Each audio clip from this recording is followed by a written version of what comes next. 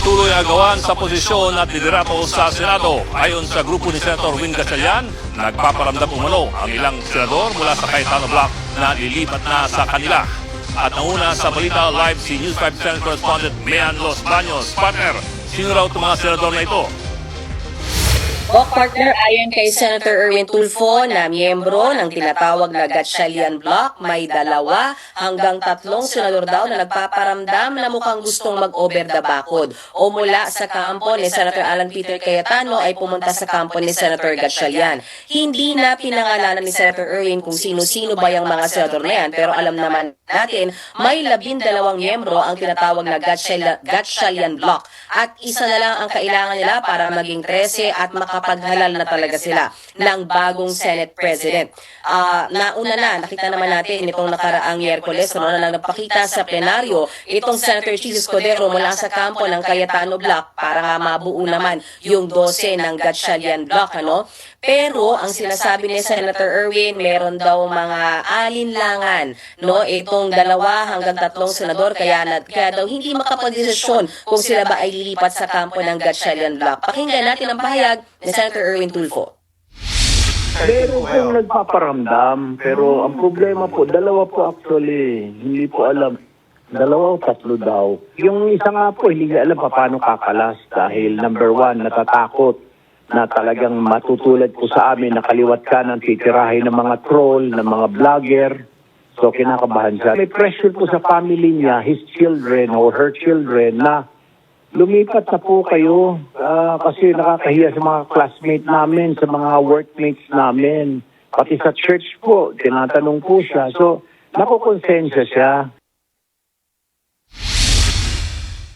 Alam naman natin, sa parte naman ni Senator Alan Cayetano, never say die din siya dyan dahil paulit-ulit niyang ginigit na siya pa rin ang Senate President dahil nung nagkaroon ng botohan o nagkudeta a month ago, nung iboto siya na Senate President, siya ang may 13 na boto habang si Senator Gatchalian bilang acting Senate President ay 12 lamang ang boto na nakuha. Kumpiyansa raw si Senator Cayetano sa suporta na solid pa rin yung kanyang mga kasamahan sa kanilang kampo. Gayon pa man, sakaling makakuha daw ng 13 itong kampo ni Senator Gatchalian, willing naman daw siyang bumaba sa pwesto. Pero may pakiusap sa Senator Cayetano mula sa Malacanang. Pakinggan natin ang pahayag ni Senator Alan Peter Cayetano.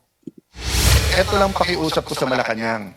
Kumuha kayo ng isa pang senador para sa special session, bumaba na ako bilang Senate President. Pwede siguro tayo magpahiram ng isa para maka-13 na sila. Confident ako na pare-parehong prinsipyo namin and that we'll make the right decisions together. Ang hirap ng pinagdadaanan nila, tapos para bang ako lang nakikilabang dahil akong SP. Bukod dyan, medyo nalilito na rin talaga. Mukhang sila yung naiipit itong mga Senate employees. Sino bang susundin nila? Si Senator Gatchalian, si Senator Cayetano na parehong nagsasabi na sila yung leader ng Senado, tapos naglalabas ng memo nga na magkaiba yung kautosan. Pero sabi ni Senator Erwin Tulfo, wala dapat kalituhan sa mga Senate employees. Malinaw daw na ang mas maraming numero ngayon ay ang Gatchalian Block, kaya dapat daw ang utos si Senator Win Gatchalian ang sinusunod ng mga empleyado at staff. At dahil nga dyan, plano ni Senator Erwin Tulfo na kausapin yung mga heads ng department na nagpapasok pa rin ng mga empleyado kahapon, kahit pa nung bago yan, ay naglabas ng memo si Senator Gatchalian na sinasabing work from home dapat ang mga empleyado. Yung mga pangkaraniwang empleyado, sinasabi ni Senator Erwin Tulfo, walang dapat na ipangamba dahil alam naman daw na sumunod lang sa kanilang superior. Pero yung may matataas na posisyon na sumuway sa kautusan ni Senator Gatchalian, pinag-aaralan daw nila Senator Erwin Tulfo kung ano yung dapat na maging parusa para sa kanila. Bok, ano namang plano ng Gatchalian Block sa kanilang Blue Ribbon hearing sa Lunes? Tuloy na tuloy, yung kanilang hearing alas 9 ng umaga sa parating na Lunes. Dahil nanindigan nga si Senator Erwin Tulfo na siya na ang bagong Blue Ribbon na chairman, at nakita na rin natin yung guest list at mahigit 20 yung resource persons na kanilang ipapatawag. Kasama na nga dyan yung 18 na nagpakilalang bagman ni Zaldico. Pati si dating House Speaker Martin Romualdez ay invited din, ipinadaan kay House Speaker Bogie Lee yung kanyang imbitasyon pero wala pa kasing kumpirmasyon, Bok, kung darating nga si dating Speaker Martin Romualdez. Pero Bok, giit naman ngayon ni Senator Cayetano, hindi official ang isasagawang pagdilig ng Blue Ribbon, quote-unquote, under Senator Erwin Salunes dahil nga ang totoo daw na Blue Ribbon ay yung nagsagawa ng hearing kahapon under Senator Pia Cayetano and Senator Rodante Marcoleta. Pakinggan natin ang pahayag ni Senator Alan Peter Cayetano. It's not an official Blue Ribbon hearing because hindi naman siya chairman ng Blue Ribbon hearing. Diba? Ang tapang-tapang nila magsabi dati na dapat mag-inhibit yung mga wala doon. Ngayon, sila nabanggit. Gusto nila mag-hearing.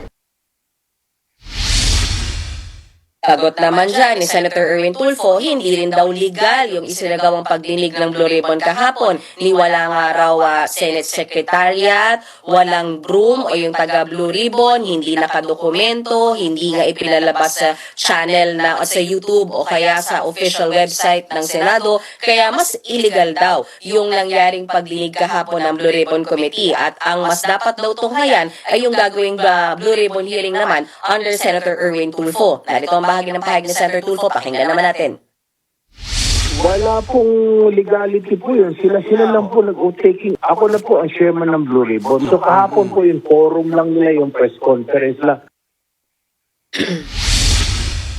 Handa rin daw, Bok, si Senator Erwin Tulfo na sagutin yung mga paratang sa kanya dahil nadawit ang kanyang pangalan kahapon at sinasabing di umano, nakatanggap din daw siya ng maletang pera mula sa isa sa mga bagmen ni Zaldico. Yan muna ang latest mula sa Senado. Balik sa iyo, Bok.